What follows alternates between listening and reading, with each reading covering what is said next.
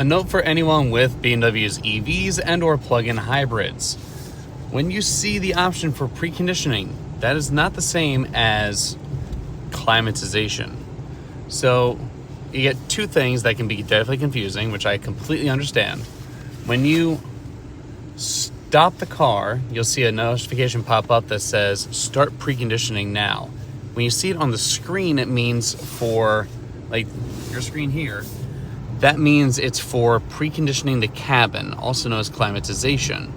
That's different than preconditioning for departure found in your charging option, in your charging app in the car, as well as in the My BMW app.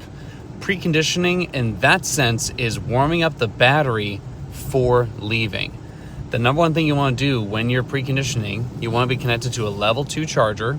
You can do it on a level 1, but you'll still lose a little bit of overall battery power. So the idea behind it is it preconditions, aka warms up the battery to operating temperature before you leave. So when your departure time comes around, it is there and ready for you to go. That maximizes your range, maximizes efficiency, because everything's already at operating temperature the second you leave. That's the whole reason for doing it. Now in the My BMW app, you'll notice that there's also an option to climatize for departure. That means that it's going to also warm up the interior, and that's why I say have it connected to a level 2 charger. Why? Because on really cold days like today, right now it's 28 degrees outside and it was a little bit colder, but when I started out today, this is not plugged into a charger. So this is just ready. I'm bringing it down to the front line right now for sale, and in doing so, the range was about 224 miles. As you can see, I'm now more up to temperature and range has increased to 255 miles. Now I went from 100% down to 98%, but that's what happens. That's why preconditioning is so important. It gets everything up to operating temperature. Again, I couldn't do it in this one because I'm not connected to it. I just simply got in the car and drove, and because of that, it took longer to warm up.